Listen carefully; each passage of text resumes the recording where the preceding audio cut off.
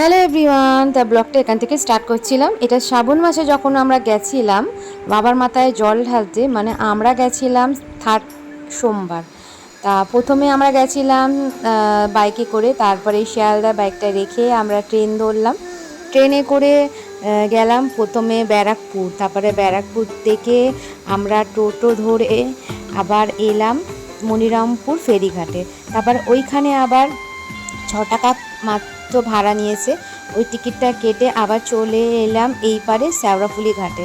এবার শ্যাওড়াফুলি ঘাটে আমরা গিয়ে সব বাঁক সাজাবো। তার আগেও যে ঘাটটা পড়েছে আর কি, ব্যারাকপুরের যে ঘাটটা মনিরামপুর ঘাট, তা সেইখান থেকে কিছুটা বাঁক সাজিয়ে নিয়েছে আর কিছুটা বাঁক সাজাবো শ্যাওড়াফুলিতে। তা দেখো এটা হলো মনিরামপুর ঘাট। তা এখান থেকে আমরা এখন আমাদের এখন লঞ্চ চলে এসেছে। এবার লঞ্চে করে আমরা ওই পারে যাব, মানে শ্যাওড়াফুলি ঘাটে যাব। আর এই শর্টকাট রাস্তাটা কিন্তু আমি জানতাম না, আমার দাদার সাথে সেই নিয়ে এসেছে।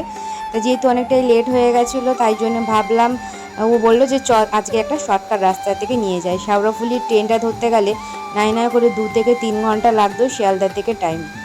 এখানে বেশ তাড়াতাড়ি পৌঁছে গেলাম। আর গঙ্গাটা দেখো কি ভালো লাগছে, অসাধারণ দৃশ্য। আমাদের যেতে যেতে প্রায় ওই 4টে মতো বেজে গেছিলো। আর দেখতেই পাচ্ছ কীরকম সন্ধ্যা সন্ধ্যা নেমে আসছে। ওই জন্য আমরা যত তাড়াতাড়ি পারবো গিয়ে আমরা স্নান করে তারপরে হাঁটা লাগাবো। এবার শ্যাওড়াফুলি ঘাটে গিয়ে এই বাঘটা কিছুটা সাজালাম, কারণ হলো ওখান থেকে কিছু সাজিয়ে নিয়েছিলাম বাঘটা। এখানেও একটু সুন্দর করে জড়িমড়ি দিয়ে সুন্দর করে সাজালাম। আর এখানে বাঘের জন্য বাঘের ঘটের দেবো, তাই জন্য ফুলও একটু নিয়ে নিলাম। আর এই যে বাঘটাকে একটু জড়ি দিয়ে সাজাচ্ছি। তারপরে স্নান করার আগে দাদা বললো আগে কিছু টিফিন খেয়ে নিই, তারপরে স্নান করে একবারে হাঁটা দেবো। তা টিফিন খেতে বসে গেলাম। একটু সবজি ছিল আর পুরি ছিল। তা নিরামিষই তো, ওখানে সব কিছু জানোই। তা ঘর থেকে নিরামিষই খাওয়া দাওয়া করে গেছিলাম। তারপরে দেখো সন্ধ্যা হয়ে গেছে, কীরকম অন্ধকার অন্ধকার হয়ে যাচ্ছে। তাই দাদা বলে তাড়াতাড়ি করে হাঁটা লাগা, নাহলে কিন্তু অনেকটাই লেট হয়ে যাবে। তা আমরা গেছি এখন স্নান করতে। এবার আমি স্নান করে তারপরে নতুন জামাটা পরবো। নতুন জামাটা আমি নিয়ে গেছিলাম যে এখান থেকে আমি পরে যাব না, তাই জন্য ওখানে, কারণ হলো গাড়িতে উঠবো, কে কী গায়ে থাকবে না থাকবে, আর ভিজা গায়ে আমি হাঁটতে পারবো না, তাই জন্য আমি ওখানে জামাটাকে চেঞ্জ করে নিয়েছি। তা এই ভিজা গায়ে আমি এখানে স্নান করে তারপরে আমি নতুন যে জামাটা আমি কিনে নিয়ে গেছিলাম পুজো দেওয়ার জন্য, সেই জামাটা কিন্তু আমি পরে নেবো। পরে নিয়ে তারপরে পুজোটা দিয়ে নেবো। আর গঙ্গাতে দেখছো কত জল। আর ওইদিকে একটা ঘাট আছে, সেই ঘাটটা কিন্তু আরোই ভিড় ছিল। যেহেতু এদিকটা আমরা ফাঁকা পেয়েছি, ওই জন্য এদিকটাই আমরা চলে এসেছি স্নান করতে। আর যেদিকটা অনেক লোক যাচ্ছে দেখছি ফাঁকা ফাঁকা, এই ভিড় আছে অনেক, তাই জন্য এদিকে ফাঁকা দেখে এদিকে চলে এলাম। তারপরে এক এক করে সবাই স্নান করে নিলাম। আমি, আমার দাদা, আমার বৌদি সবাই যারা যারা গেছিলো সবাই স্নান টান করে নিয়ে এক এক করে জামাকাপড় ছেড়ে নেবো। তারপরে জামাকাপড় ছাড়ার পরে আমাদের ঘরটাকে সুন্দর করে বাঘটাকে সাজাতে দিয়েছি। তা ওখানে পুজো দিতে হবে। তার আগে পরে নিচ্ছি টিপ সুন্দর করে। লোকে বলছে যে টিপ, বউটা বলছে যে পরো। এর আগে একটা ছেলে পরিয়ে দিচ্ছে, এত বাজে করে পরিয়ে দিয়েছিল, তা সেটাকে আমি মুছে নিয়েছি। মুছে আবার এই কাকিমাটা বলে দাও আমি তাহলে সুন্দর করে পরিয়ে দিই। তা উনি আবার সুন্দর করে পরিয়ে দিল। আর তারপরে আমি সুন্দর করে একটু বাঘটাকে পুজো দিয়ে দিলাম। আর সামনে একটা ভোলে বাবার মন্দিরও আছে, সেখানে একটু ধূপ মোমবাতি দিয়ে সুন্দর করে পুজোটা দিয়ে দেবো। দিয়ে তারপরে আমরা বেরিয়ে যাব বাঘটা নিয়ে। আর জানোই তো বাঘটা নিয়ে যত তাড়াতাড়ি বেরোবে তত তাড়াতাড়ি পৌঁছাতে পারবো, কারণ অনেকটাই যেহেতু দূর হাঁটতে হবে।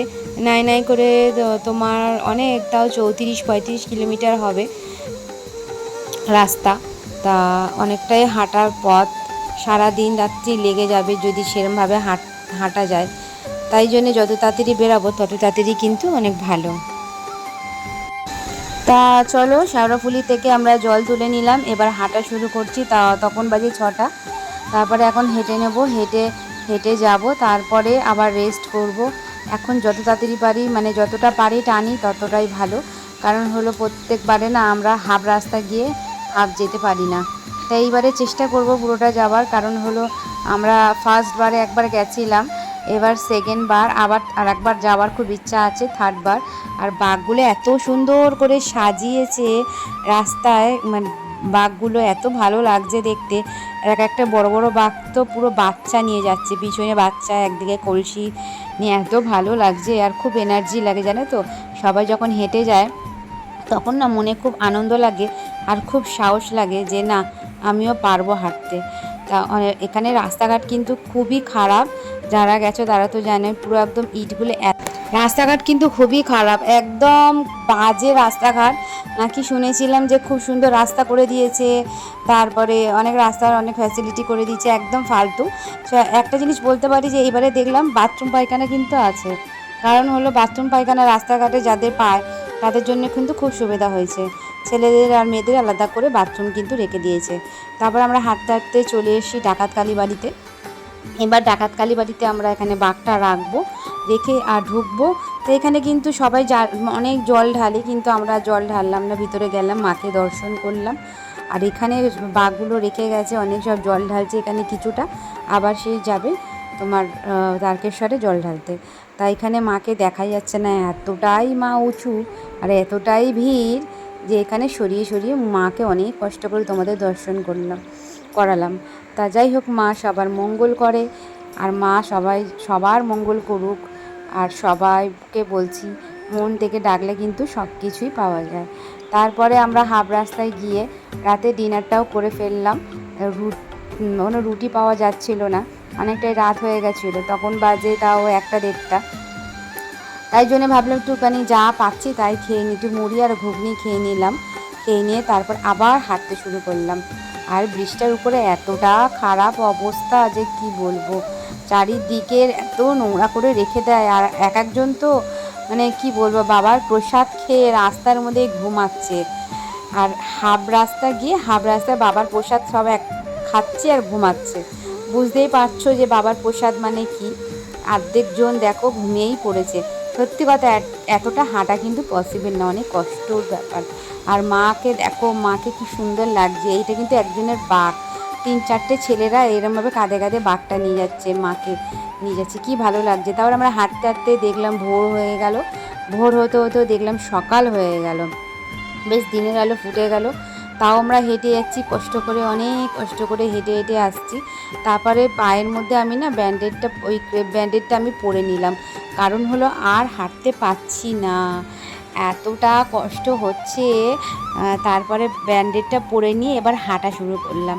তারপরে পড়ে গেল রেল গেট। এবার রেল গেটের এখানে দাঁড়িয়ে আমরা একটু চা খেয়ে নিলাম, চা খেয়ে নিয়ে তারপর এখন ঢুকছি কামারকুণ্ডু ফ্লাইওভারে। তো দেখলেই কত মানুষ হাঁপিয়ে গিয়ে অর্ধেক মানুষ তো ঘুমিয়েই পড়েছে।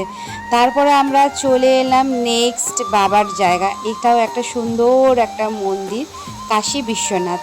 তা এখানে যারা যারা এসছো তারা তো জানো, এখানে ভিতরে এত সুন্দর একটা রেস্ট করার জায়গা আছে। তারপরে আমাদের অবস্থা একদমই খারাপ হয়ে গেছিলো, একদম হাঁটতে পারছিলাম না আর, তাই জন্য আমরা ওখান থেকে ভ্যান করে নিলাম। তা ওই ভ্যান গাড়িগুলো আমাদেরকে নিয়ে তারকেশ্বরে পৌঁছে দিল। তা তারকেশ্বরে গিয়ে আমরা বেশ সুন্দর করে পুজোটা দিলাম। এখন দেখছি বাবার যে দুধ পুকুর, ওখানে কাউকে স্নান করতে দিচ্ছে না, ওখানে কাউকে ঢুকতে দিচ্ছে না। একদিকে ঠিকই করছে, প্রচুর ভিড়, তার জন্য অনেক বিপদও হতে পারে। তা আমরা সুন্দর করে পুজো দিলাম, দিয়ে আর বাইরে আমরা দাঁড়িয়েছিলাম দাদাদের জন্য। তারপরে ওরা সব এলো, তারপরে নেক্সট পুজো দেওয়া কমপ্লিট হয়ে গেছে। আর এত সুন্দর পুজো হয়েছে না, পুরো মন ভরে গেল, এতটা যে কষ্ট করে গেছি তার জন্যে সাকসেস। তারপরে আমরা ওখান থেকে তারকেশ্বর থেকে লোকাল ট্রেন ধরলাম, এরপরে নেমে যাব শিয়ালদাতে। ব্লগটা কেমন লাগলো অবশ্যই জানিও। আর কারা কারা তারকেশ্বর গেছো পুরোটা হেঁটে, আমরা কিন্তু যেতে পারিনি, দেখি নেক্সট বার যদি হয় পুরোটা যাওয়ার চেষ্টা করব। আর শরীর দিচ্ছিল না, মোটামুটি কাশী বিশ্বনাথ পর্যন্ত গেছি। এবার ওখান থেকে তো বেশি দূর না, মোটামুটি আর 12 কিলোমিটারের মতো ছিল। টোটাল 38 কি 39 কিলোমিটার হবে, সেখানে আর 12 কিলোমিটার আমরা যেতে পারিনি। তা যাই হোক, নেক্সট বার ভিডিওটা এখানে শেষ করছি। লাইক কমেন্ট শেয়ার করে দিও, আর কেমন লাগলো সেটা কিন্তু অবশ্যই জানিও।